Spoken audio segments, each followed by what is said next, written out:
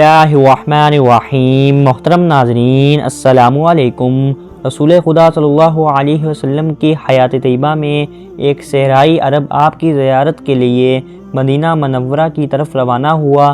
راستے میں دیکھا کہ ایک کبوتری نے بچے دیے ہوئے تھے۔ اس نے کبوتری کے بچے اٹھا لیے اور دل میں کہا یہ بچے آپ صلی اللہ علیہ وسلم کی خدمت میں بطور تحفہ پیش کروں گا۔ جب کبوتری نے اپنے بچے ایک انسان کے ہاتھ میں دیکھے تو بڑی مضطرب ہوئی اور اس کے سر پر چکر کاٹنے لگے۔ وہ شخص مدینہ پہنچا اور مسجد نبوی میں گیا، آپ صلی اللہ علیہ وسلم کی زیارت کا شرف حاصل کیا اور کبوتری کے بچے آپ کی نظر کیے۔ کبوتری نے جیسے ہی اپنے بچوں کو دیکھا تو وہ تیزی سے زمین پر اتری اور بچوں کے گرد چکر لگانے لگی۔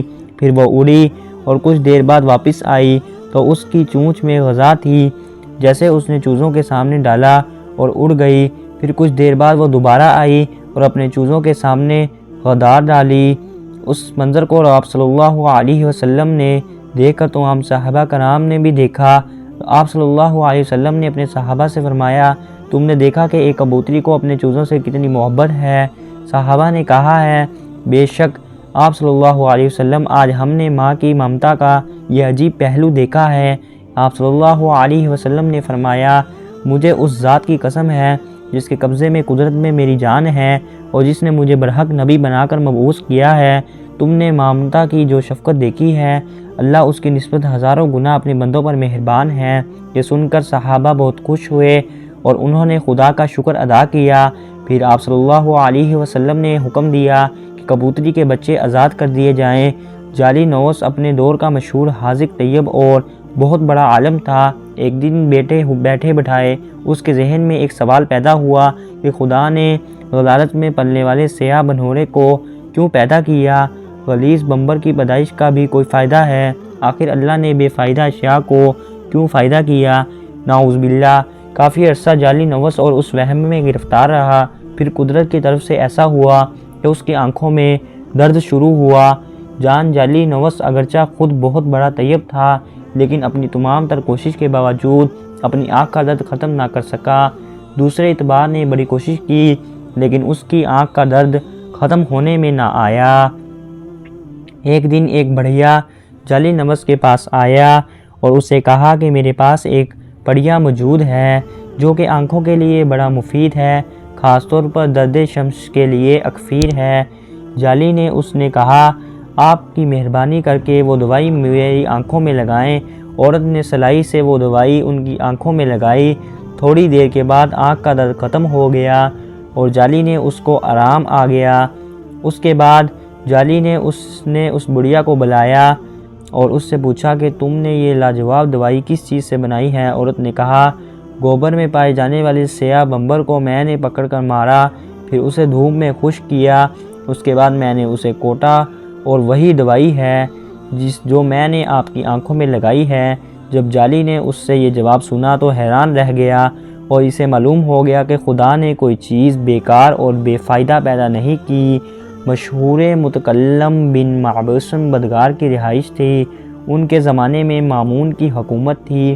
اس وقت حسن بن سہل مامون کا اہم ترین وزیر تھا جو کچھ الہات کی مائل تھا۔ ایک دن ایک زندیق میں اس کے پہلو میں بیٹھ کر شیخیاں بگا رہا تھا اور بہت سے افراد اس کی باتوں کو دلچسپی سے سن رہے تھے۔ وہ بدبخت یہ خود ثابت کرنے میں مصروف تھا کہ پوری کائنات پیدا ہوئی ہے، اس کا کوئی خالق اور منبر نہیں ہے۔ ابھی وہ اپنی یاو غویہ میں مصروف تھا کہ اتفاق سے علی بن میثم بھی وزیر کے دربار میں تشریف لائے۔ انہوں نے زندیق کی باتیں سنی، انہیں سخت صدمہ ہوا۔ انہوں نے وزیر حسنہ بن سہل کو مخاطب کر کے کہا جناب اس کی باتیں بعد میں سن لینا، پہلے میری بات سنیے۔ آج میں نے اپنی زندگی کا عجیب ترین حادثہ دیکھا ہے اور میں آپ کو سناتا چاہتا ہوں۔ ان کی اس آواز پر خاموشی چھا گئی۔ وزیر نے کہا آپ نے آج کیا دیکھا ہے؟ علی بن میثم یوں مخاطب ہوئے آج مجھے آپ کے یہاں آنا تھا تو میں نے دریائے جلدہ کے ساحل پر گیا تاکہ کشتی پر بیٹھ کر آپ کے پاس آ سکوں۔ میں نے دیکھا کہ ایک کشتی کسی ملاح کے بغیر چلتی ہوئی زلزلہ کے کنارے آ کر لگی، لوگ اس پر سوار ہوئے، پھر کشتی مسافروں کو لے کر دریا میں چل پڑی۔ کشتی میں بیٹھے ہوئے مسافروں نے مختلف گھاٹوں پر اترنا تھا۔ کشتی پر ہر ایک گھاٹ پر گئی اور مسافر اپنے اپنے گھاٹ پر اترنے گئے۔ پھر آخر میں اس نے مجھے آپ کے محل کے سامنے آ کر اتارا، اس کے بعد آپ کے پاس چلا آیا۔ زندیق نے جب یہ داستان سنی تو اس نے چیخ کر کہا، وزیر صاحب، اس شخص کی باتیں سننا وقت ضائع کرنے کے مترادف ہے۔ یہ تو مجھے احمق انسان معلوم ہوتا ہے، اس میں عقل و فہم کے نام کی کوئی چیز نہیں ہے۔ وزیر نے کہا، آپ نے یہ کیسے فیصلہ کر لیا کہ احمق ہے؟ زندیق نے کہا، جناب، اس سے بڑھ کر اور حماقت کیا ہو سکتی ہے کہ کشتی ملا کے بغیر خود بخود چل کر گھاٹ پر آئے اور مسافروں کو اٹھا کر مختلف گھاٹوں پر اتارے، جبکہ ہم سب جانتے ہیں کہ کشتی لکڑی سے بنی ہوئی ہوتی ہے، وہ جمادات کی ایک شکل ہے، اس میں تو روح ہے اور نہ عقل ہے نہ ہی احساس ہے۔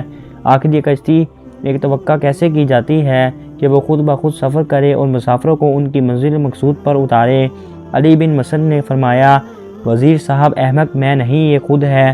اگر یہ کشتی ملا کے بغیر سفر نہیں کر سکتی تو خدارا مجھے بتایا جائے کہ زمین، سورج، چاند، ستارے بھی جو جمادات ہیں ان میں بھی روح نہیں ہے؟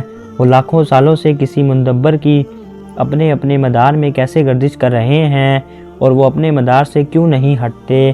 مسلسل لگی بندی حرکت کیوں کر رہے ہیں جبکہ کشتی تو ملا کے بغیر نہیں چل سکتی؟